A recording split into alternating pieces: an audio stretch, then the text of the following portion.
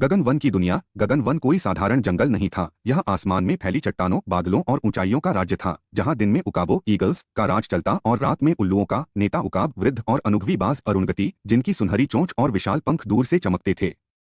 उल्लुओं की महारानी चतुर और शांतिप्रिय रात्रिका, जिनकी आंखें अंधेरे में भी सत्य देख लेती थीं। दोनों पक्षों के बीच गुप्त समझौता था। दिन में बाज शिकार करते, रात में उल्लू देखरेख करते, मगर वे कभी एक दूसरे से सीधे नहीं मिलते थे। शांति थी, लेकिन सथी।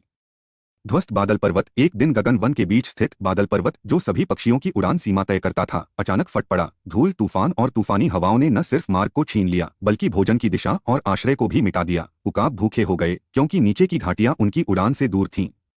उल्लू डर गए, क्योंकि अंधकार में उनकी दिशा पहचानने वाली चुंबकीय लहरें गुम हो गई थीं। अब दोनों जातियों के सामने संकट था, पर दोनों एक दूसरे पर शक करते रहे। कहीं उल्लुओं ने हमें अंधेरे में कमजोर करने की साजिश तो नहीं रची? शायद उकाबों ने जानबूझकर पर्वत को गिराया ताकि रात में भी शासन कर सकें।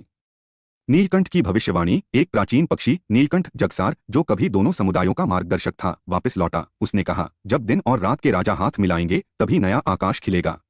जो सुन नहीं सकता, वह गिरता है। जो उड़ने से पहले समझता है, वही गगन जीतता है। जगसार ने दोनों पक्षों को तीसरे मार्ग की ओर बुलाया, एक भूल चुके घाटी पथ की ओर, जो नीचे नहीं बल्कि और ऊपर जाता था। पर रास्ता केवल तभी खुलेगा जब दोनों जातियां एक साथ उड़े। संघर्ष की उड़ान। अरुणगति और रात्रिका ने इतिहास में पहली बार आमने सामने आकर अपने झुंड को साथ उड़ने के लिए प्रेरित किया। दिन और रात के समय सीमाएं तोड़ी गईं। उकाबों ने अपने पंजे उल्लुओं को उड़ान में सहारा देने में लगाए। उल्लुओं ने अंधेरे में रास्ता दिखाने के लिए अपनी दृष्टि साझा की। हवा में नए स्वर गूंजे, मिश्रित पक्षी गान, जो कभी नहीं सुना गया था। उड़ान शुरू हुई और रास्ता खुला।